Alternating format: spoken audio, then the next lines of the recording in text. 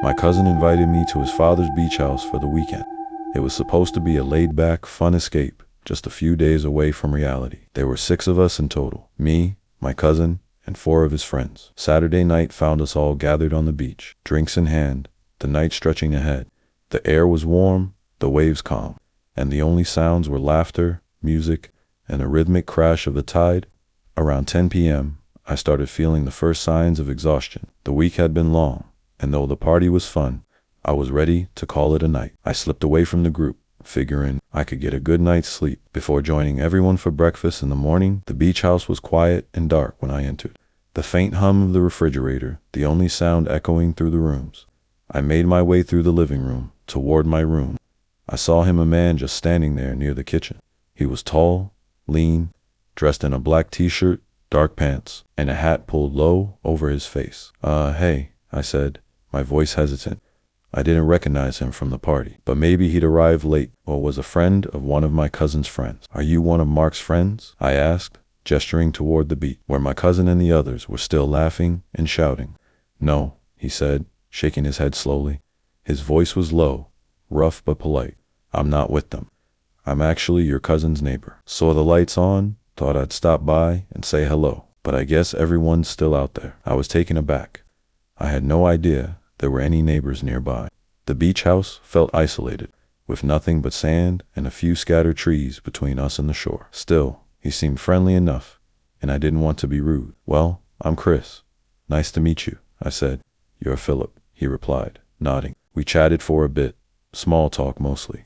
He told me he'd lived nearby for a while and enjoyed the peace and quiet. I relaxed a little, figuring he was just a friendly local. About half an hour later, my cousin Mark finally came inside, flushed from the bonfire and drinks. Hey Mark, I called. Your neighbor, Philip, is here. Just stopped by to say hello. Mark stopped in his tracks, frowning. Neighbor Chris? What are you talking about? There's no house within at least a mile of here. The room went silent.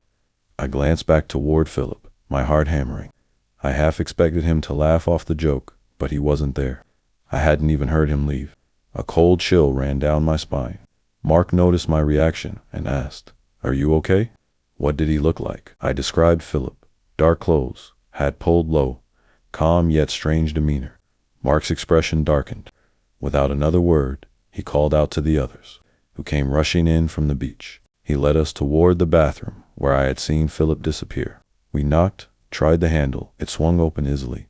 Nothing. Just an empty, dim bathroom. No sign of Philip.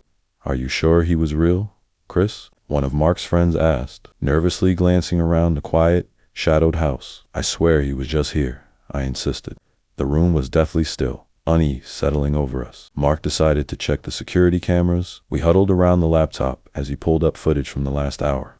For a few tense moments, we saw nothing but empty rooms and the distant party on the beach. Then, there he was, Philip, clear as day. He strolled casually up to the house, entering without hesitation. We watched as he moved through the kitchen, right where I had found him. A collective chill ran through the room. Philip lingered near the edges of the rooms, staying just out of camera view. Then, in a movement that made my stomach twist, he bent down by the front door and placed something on the floor. A bag? Did anyone see that bag out there?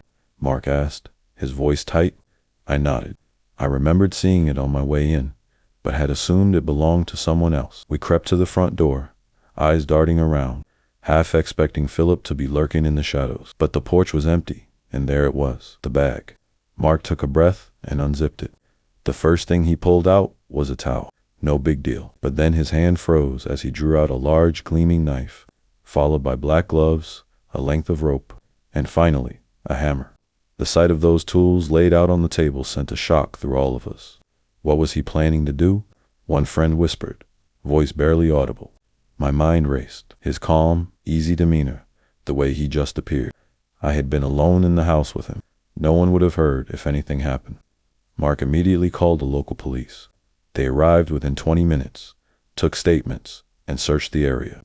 Of course, Philip was long gone. An older officer, quiet and seasoned, leaned over and whispered that they'd had reports before people seeing a figure, dressed in black around these isolated beach houses, always slipping away before anyone could catch him. We locked the doors and stayed awake the rest of the night, hardly daring to move. As the first light of dawn broke over the ocean, we finally breathed easier. Even now, the memory of that neighbor lingers, the man who may have walked into that house with intentions far darker than he let on. I'll never forget the look in his eyes, the look of someone who wasn't there to say hello, but was waiting for the perfect moment. I was taking my usual evening walk along the beach, the sun dipping low on the horizon, streaking the sky with shades of pink and orange. The air was cooling, and the fading daylight cast an eerie quiet over everything. The beach was empty, which I didn't mind. It had become a little sanctuary for me, a break from the noise of the world. For the past month, I'd come here every evening, and it was usually just me, the waves, and the occasional seagull. But today felt different. Halfway along my usual route, I noticed a car parked in a small clearing beside the path, half hidden in the bushes. It was a dark sedan, nothing fancy, but it seemed completely out of place. There wasn't any road nearby that led to this spot, just a narrow, sandy trail I was following. Curiosity pulled me closer. I glanced around. The beach was silent, the calm air heavier than usual. The only sounds were the gentle crash of the waves and the wind rustling through the bushes. As I approached the car, I noticed it was empty. The driver's door was slightly ajar, swinging slowly in the breeze. Peering inside, I saw a black duffel bag resting on the passenger seat, just within arm's reach. It looked deliberately placed, as though someone intended to return for it. A shiver ran down my spine. I stepped back, debating what to do. I could leave it, walk away, let whoever left it deal with it. But the bag stirred something in me. Curiosity, yes, but something darker too. What if someone was in trouble?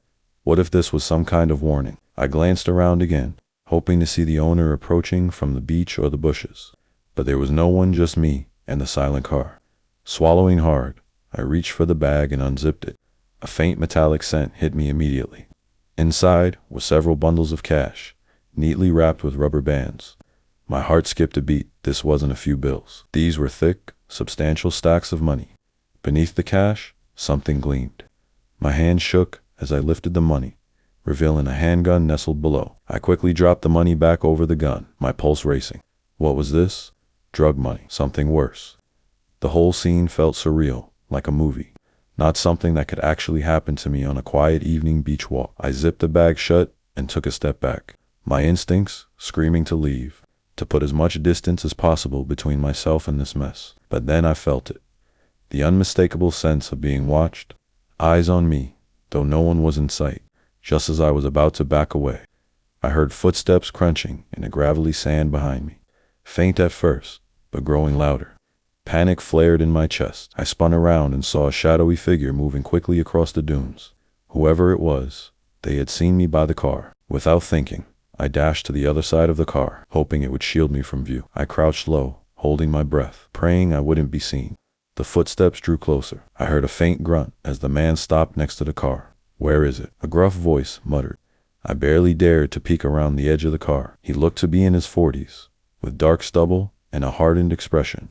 His eyes scanned the area, narrowing, as if sensing something was off. My heart raced.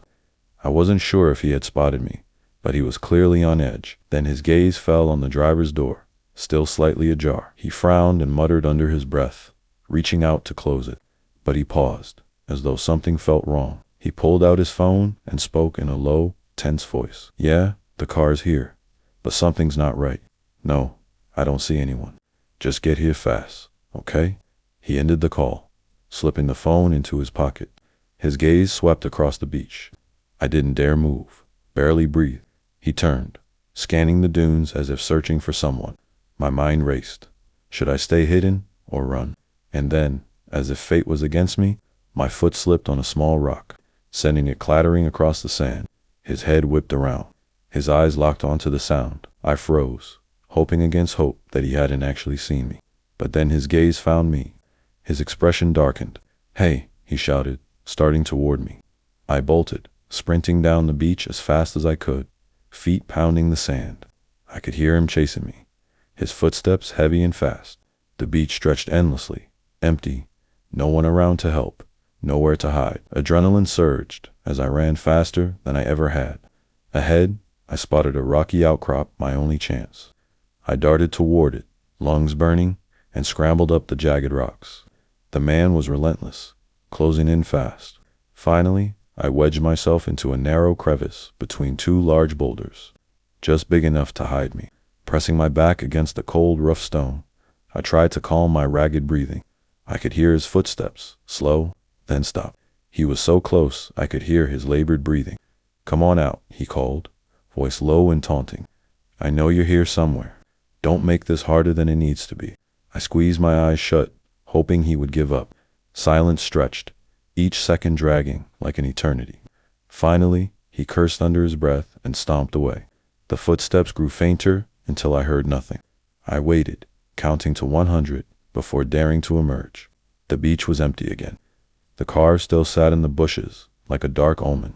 Without looking back, I ran far from the beach, far from the car, far from whatever sinister scheme I had stumbled upon. I never returned. That night haunted me, a stark reminder that sometimes the quietest places hide the strangest and most dangerous things, and sometimes it's best to leave a mystery unsolved.